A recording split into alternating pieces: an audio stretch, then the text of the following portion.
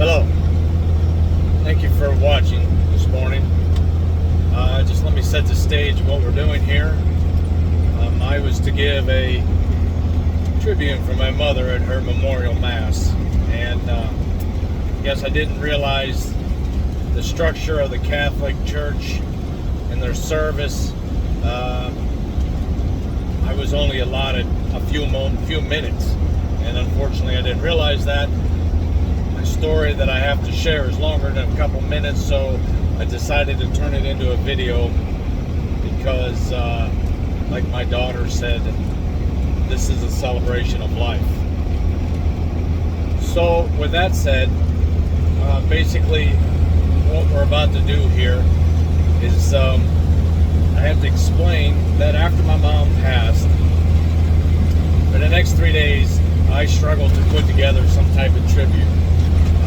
It was very difficult. I couldn't get there. On the third day, I said, that's enough, and I just let it go. Took a couple days off, just relaxed, watched the TV. Then a thought came to me that back about 20 years ago, working in Minneapolis, a good friend of mine was in the Air National Guard. And on his weekend duty, they were flying in a helicopter, had a malfunction, and the thing crashed. There were no survivors. When I went to his funeral, I was really impressed what the family did because we didn't have a body. But what they did was they had a hallway that you would walk down and you could look at all the pictures of my buddy's life as he was growing up all the way to the end. When I got to the very end of the hallway, there was a picture of my friend and I embraced while we were at work. It was just something I never forgot. As I'm sitting there relaxing, trying to figure out how to do a tribute for my mother, a thought came to me and I got really excited. I ran over to my sister's house. I grabbed all the boxes of pictures that I could find, and I sat down, and for days I just went through every one of these pictures.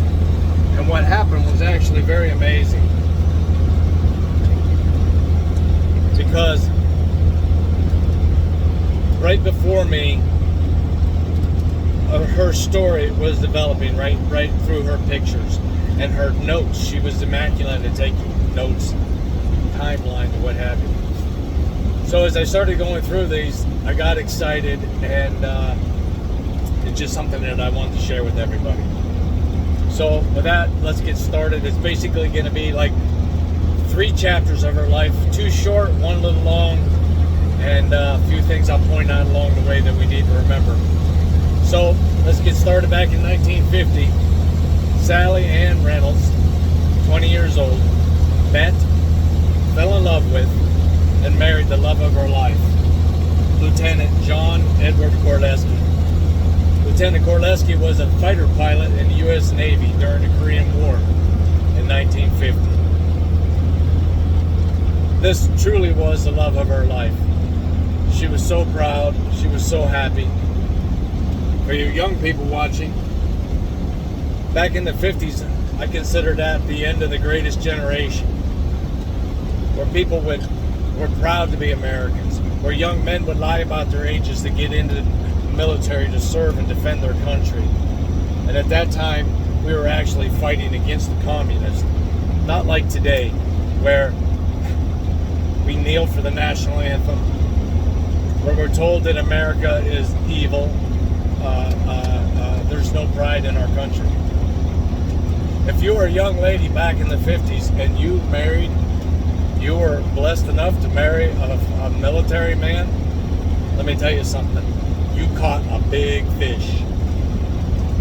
And Sally Zarmak had a trophy, and she knew it, and she was so proud and so in love. Well, a couple years went past, and one afternoon, the ship was coming into port. Now, I don't know if it was the end of the war, or the ship was coming in for repairs, or what have you, supplies, but I do know that whenever the ship came in, what would happen was that the wives, family, friends, everybody would rush to the port, and they would wait for their loved ones to come off the ship. All the sailors, pilots, officers. And this particular afternoon, Sally waited, but her husband never came off that ship. With the help of my cousin, I was told that for the next week, every day, she would go back to that port and look for her husband, just hoping and praying that he would come out. About a week later, the U.S. Navy sent her a telegram that said, "Our deepest condolences.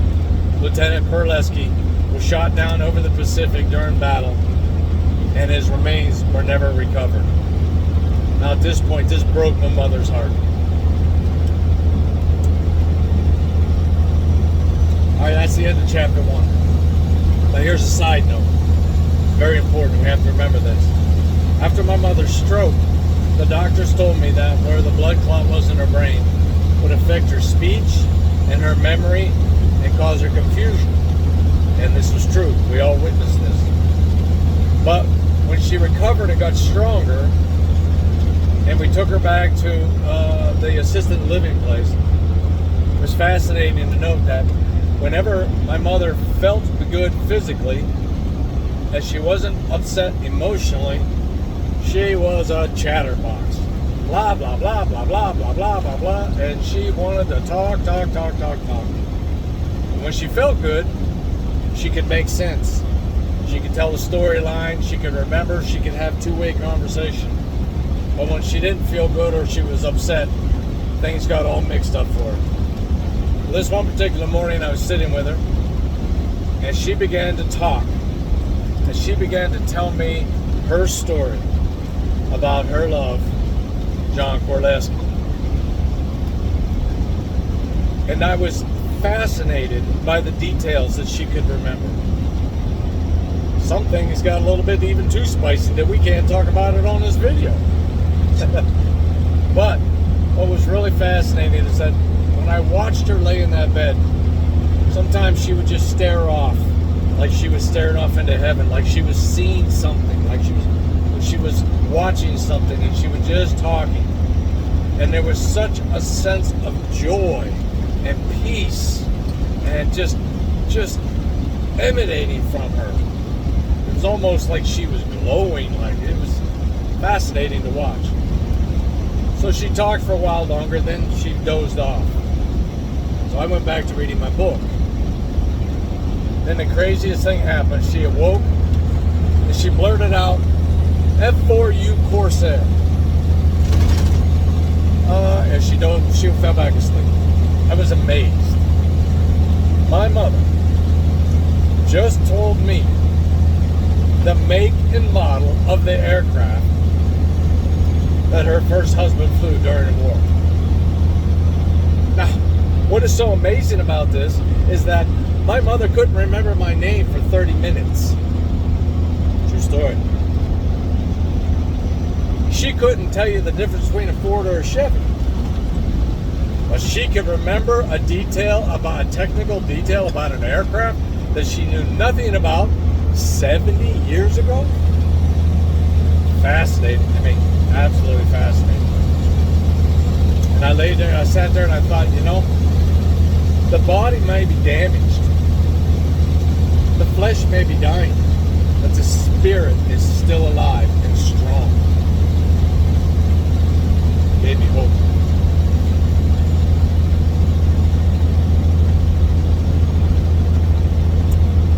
That's the end of chapter 1.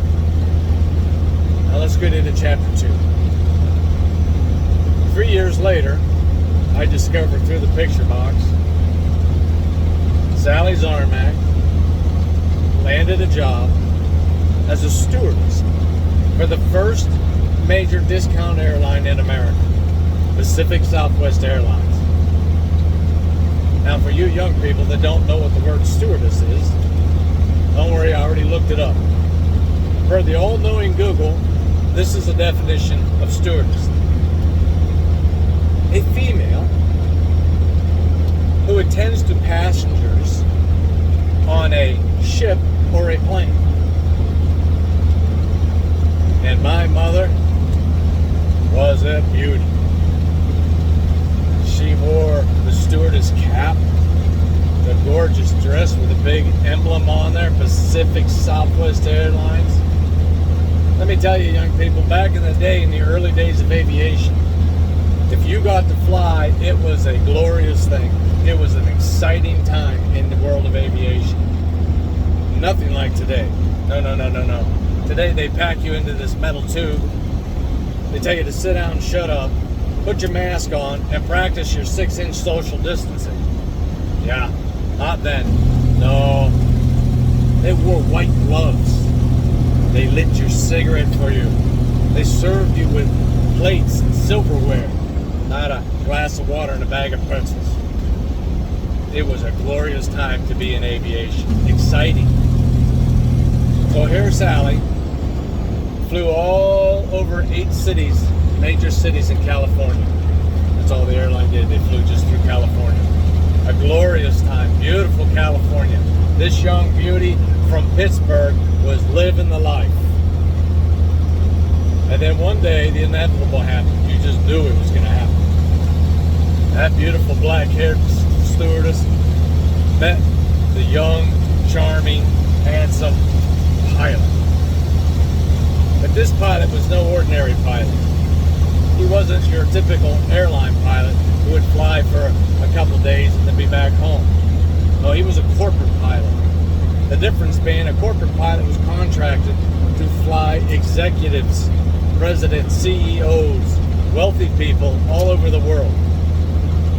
And he was also a skilled bush pilot, meaning that he would fly these same type of people into remote lakes in Idaho, Montana, Canada, Alaska. The only way to get to them was through a float plane.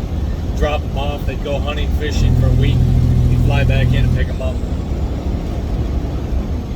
So I know that when they met, it must have been an exciting time. All she could see was the visions of traveling the world. At this time, this was a big deal for a young woman. So in 1956, the pilot and the stewardess married. Now, here's a test question for you. What do you get when you join a beautiful stewardess with a charming pilot? Give up? That's it. He, the good-looking aircraft mechanic. Yes, ladies. For you that've only known me for 10 years. From 18 to 50, that's how I made my living, working on airplanes.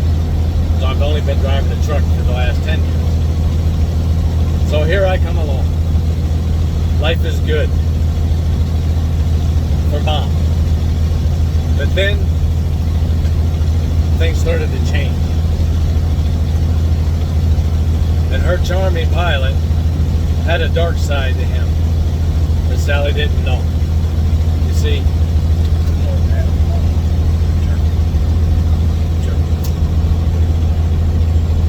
this pilot was an alcoholic. And he was a very, very mean drunk. And whenever he was drunk, he was a terrible human being. He abused my mother physically, mentally, and spiritually. So for the next few years, Sally was in a bad place.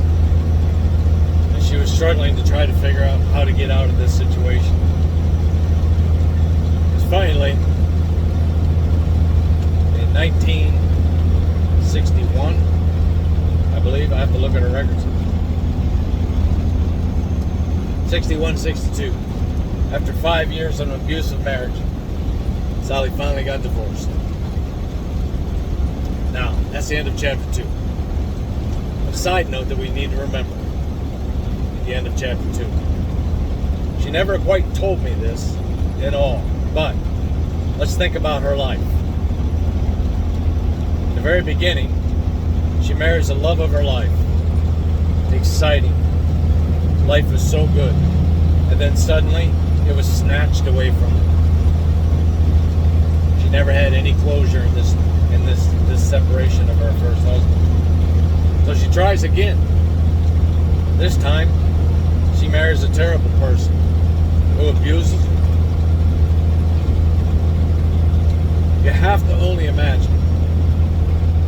She has to be so distraught, angry at God. Why did you do this? Why you allow this to happen to me? What did I do wrong? We've all been there, done that. But one thing that I do know is that she never, ever lost her faith in God, even though she was hurt. So the next chapter, remember that note. The next chapter, we find chapter 3. Going through the picture box and all her notes. And the next thing you know, I find Sally in Boise, Idaho, attending Boise University School for Nursing. Now this is amazing transformation. I have to ask myself, how or why did we go from the jet-setting beauty, exciting traveling all the world, to a nurse? Maybe she felt that's a good career because it's steady. I have to take care of my family. I've tried it with 2 men and it didn't work out for me. Maybe that was the case. I don't know. But I always found it fascinating that she went from the exciting, glamorous life of traveling to being a registered nurse. So this is the beginning of Sally's healthcare story, or a caregiver story. Oh, baby, cool.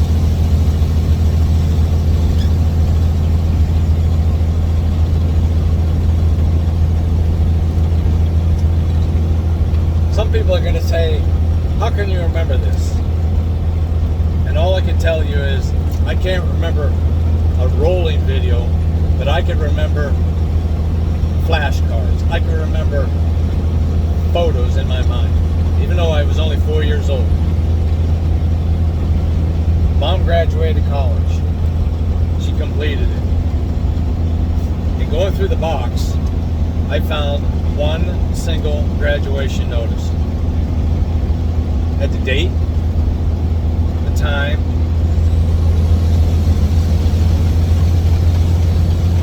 and I gotta pass this flatbed. Hold on.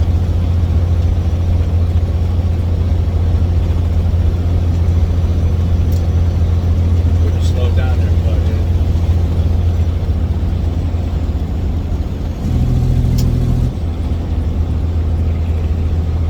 And she signed it, Sally. The envelope was addressed to her sister Colleen back in Pittsburgh. Never could quite figure out why Mom had it in the box, but it was postmarked and she had sent it to Colleen. And I think what it was about was she was just showing her sister, I did it. This is my graduation day. Next thing I can remember was, this is what I can remember. The day she graduated, there was no fanfare, no celebration, no party, nothing. She graduated, got her diploma, she came home. The day she came home, I remember hearing the car pull into the driveway. And I remember looking out the window, and I could see this green 1956 Buick with this orange and white thing attached to the back of it that I never saw before. Flashcard in my mind. And next thing I remember, Mom came in the house. And I remember she was in a hurry. She was upset. I didn't know why. When I watched her take my things out of my room and begin to put them into that trailer, that's when I got upset. When my bed left the room and went into the trailer, I didn't know what was happening. Mom told me, it's okay. We were just going to go on a long car ride. We were going to go on a trip. And I remember asking her, can I take my bike? And when I saw her put my bike in the back of that U-Haul trailer, close that door, I was good. Next thing I remember, I'm in the back seat of this old 56 Buick. I can remember standing on the seat, looking over the front seat, and looking at my mom, holding on to this great big steering wheel, looking over the top, and crying and praying. I don't know what was wrong. I just know Mom was crying and it made me sad. years later, when I got older, I asked her, Mom, I remember the car. I remember the green Buick. I remember you crying and praying at the same time. Why were you crying? She told me that she was crying because the old Buick was struggling to make it over the mountains in Idaho and Wyoming. And she didn't think it was going to make it. She told me one time it didn't make it. She had to get help from a stranger. But the next thing I remember is that we eventually made it. And where we made it to was our sister's house, my Aunt Colleen. Now at this time, I remember that was the first time I learned I had an aunt and I had an uncle. And this aunt and uncle, they had these really cool things called cousins. Yeah, one of them was really pretty. And they had a big house, and I had a big yard, and I had my bike. I was happy. Life was good. And we stayed at Aunt Colleen's house for a while. Now the reason being was, I learned later, was because the practice as a nurse in Pennsylvania, you had to be accredited, and she didn't have enough credits to work in Pennsylvania. So she had to go back to school and finish up this last part. And so she did. Once she got accredited, she scored a job and passed in a hospital in North Hills as an emergency room nurse. The beginning of Sally's caregiving career. Now, the next thing that happened, when my mom was in her nurse's uniform, I always thought she looked like an angel. She wore this white hat, she had a white dress, she had white legs, she even had white shoes. I later learned the trick was white pantyhose is what did the legs to her. But she was beautiful. She always looked like an angel when she had her nurse's uniform on to me. Well, one day, this angel-looking nurse in the ER meets an ex-Marine / police officer who brought in a victim to the emergency room. Well, what do you think happened? When the angel nurse met the strapping, good-looking police officer, yep, before you know it, bada bing, bada boom, those two were married. This was Joe Zarnow. Now, that's a question for you. What do you think you get when you join a beautiful nurse and a handsome police officer? I give you the answer. That's how I got my sister. Yeah. Soon after this, they bought their house. I had my own room and a big yard and my bike. I was happy. Life was good. Sally's career as a caregiver was full-blown underway. One day, a few years later, I remember my parents were fixing up the spare bedroom. And they told me that Uncle Andy was going to come and stay with us. And he wasn't feeling good, so we were going to help him get better. So, okay, cool. Uncle Andy was this big roly-poly guy from Pittsburgh. Cigar smoking. They called them hikers. Because these old guys could pull these pants all the way up to their chest. It's amazing. I tried it, wouldn't work. But these hiker guys are cool. So Uncle Andy comes to the house, and he takes up residence in the spare bedroom. And this was the first time I witnessed my mother in her full glory as a caregiver. Because Uncle Andy had cancer, and he was dying. And I watched my mother take care of him. After a while, the room started to transform into, looked like a hospital room. New things started to show up, like this bedpan thing I saw. Then I remember this strange looking, a metal thing. It was a walker. And then after a while, there was actually an IV bottle above the bed. And I watched this big roly-poly man get smaller and smaller and smaller. Then one day I came home and Uncle Andy was gone. Several months later, that room was occupied once again by Joe's father, my grandfather. We called him Pops. And Pops had bone cancer. They ended up having to amputate his leg all the way up to his hip. So he came to the spare bedroom, and my mother took care of him and rehabilitated him until he could be independent. And he ended up spending the rest of his life living with us. He was a great man. I have many, many fond memories. And I remember this, that he truly loved my mom, or she took care of him. Then, there was the next memory I had of her caregiving time. When her nephew, her sister's son, Colleen's son, Eli, became sick with cancer. Now, I don't remember the exact details about this story, but I remember that Mom left, and she went to help Eli. And after a period, he became stable and got better, and Mom came home. The next thing I remember was that Eli did the coolest thing. He wrote her a thank you card. But it wasn't your typical thank you card. I called it the forever thank you card. Because this beautiful poem that he wrote to share his gratitude and love for what his aunt did for him during his trying times. He didn't write it on a card. He wrote it on a picture, and it hung on the wall. And I think the reason he did it, at least in my opinion, is that he never wanted her to forget how much he loved her for coming and taking care of him in a very difficult time in his life.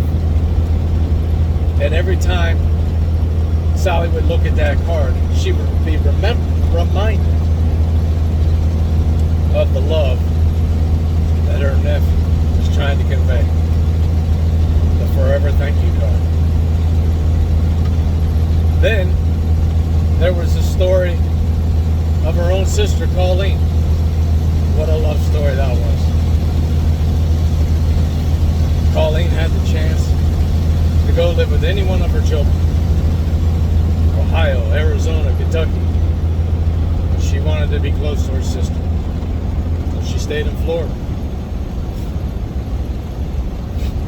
I remember one day, Mom, after her stroke, said to me, "You know, Dale, I used to get so angry at Colleen for forgetting her appointments, not doing the things I would tell her to do." Then she looked at me with these really sad eyes and said, "I'm doing the same thing." I said, "It's okay, Mom. You're doing a great job. You're just fine."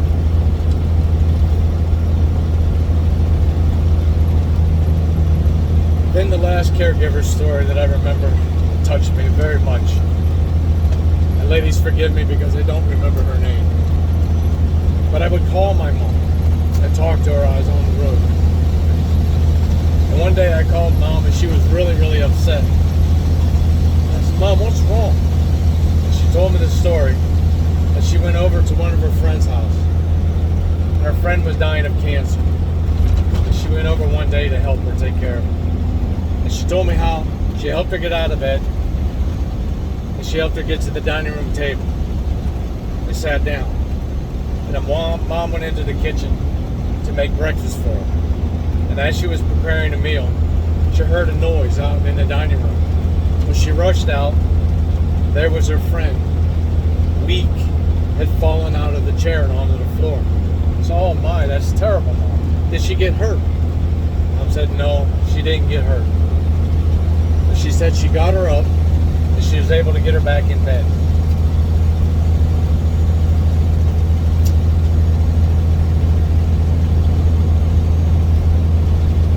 And I said, "Mom, why are you so upset if she's okay and she didn't get hurt. And what she told me just was amazing. In her grief, she told me, Dale, I've never had a patient do that.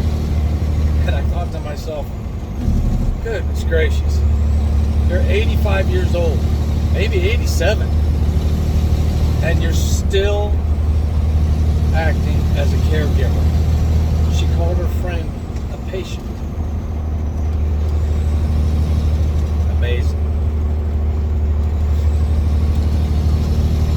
Now we're almost done with chapter 3, but I have to include this side note. Every time my mom would go into the hospital, for whatever reason, get a knee replaced or pain pump installed or whatever. When I was with her, I would always say, "Boy, Mom, it's a nice hospital. You like this hospital?" I said, "Yeah, it's a nice hospital." I said, "Mom, let's tell them that you're a retired RN." And she would never, ever want to do that. Never. I never understood that. To me, if I'm in the same field that I made a living at, it was always, hey, you know, I did this, I did that. Instant camaraderie. Instant friendship. You got a bond. You got something in common. Mom never wanted that. I would be the one. My sister would be the one. Hey, guess what? You're working on my mom. She's a retired nurse. Sometimes she would actually get upset with me because I disclosed something that she didn't want to happen.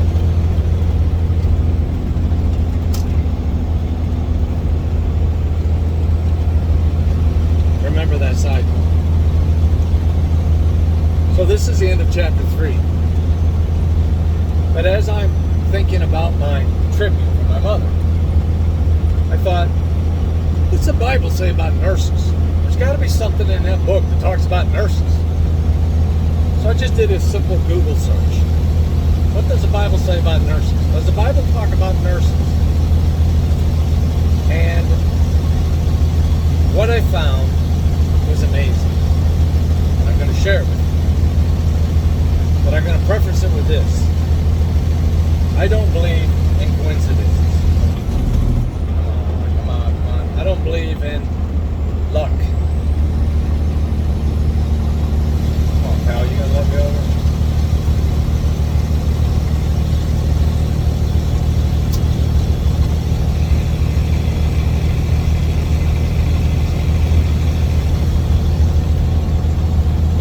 I believe things happen for a reason. In my life, I've experienced, I would seek questions, seek God out. The Bible says, the more you seek, the more that He will reveal. Sometimes God put me right in front of a door. He wouldn't open it, but He put me there. Sometimes He would open the door. Sometimes He'd have to take that, I always called it that righteous 2x4 upside the back of the head. Say, dummy, walk through that door.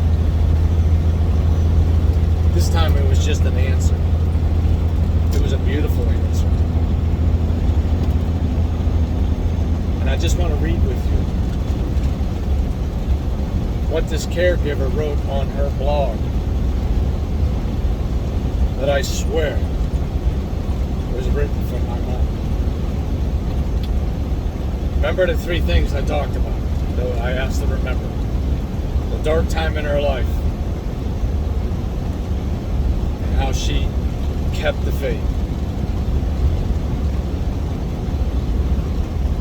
She was a caregiver for over 30 years that never wanted to brag or share with people that she was a nurse.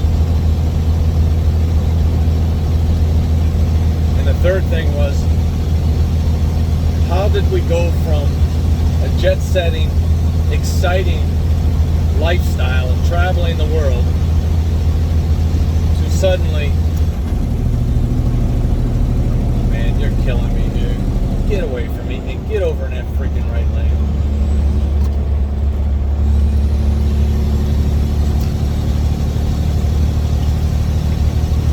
think we go from the traveling young black-haired beauty, exciting lifestyle of traveling the world, international travel, to a nurse, a caregiver. That piece I couldn't find. But God showed it to me. And I want to share that with you now. So in this blog it says this. Look,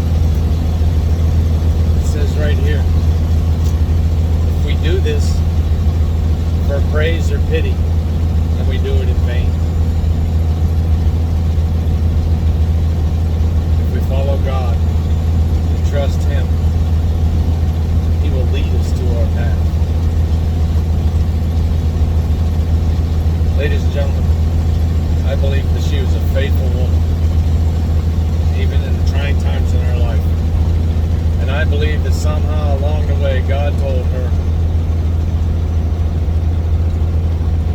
take care of my people. Believe in me.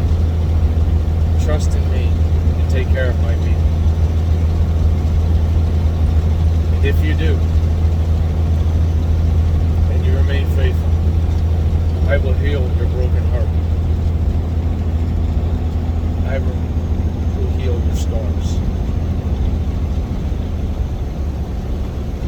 That afternoon, that morning, when she was telling me her story about her first husband, the details that she could remember 70 years ago, when I said that she was full of joy and peace and happiness, I believe at that moment, ladies and gentlemen, God was healing her heart. God was healing her broken heart. I believe God was telling her, well done, good and faithful. It won't be long now.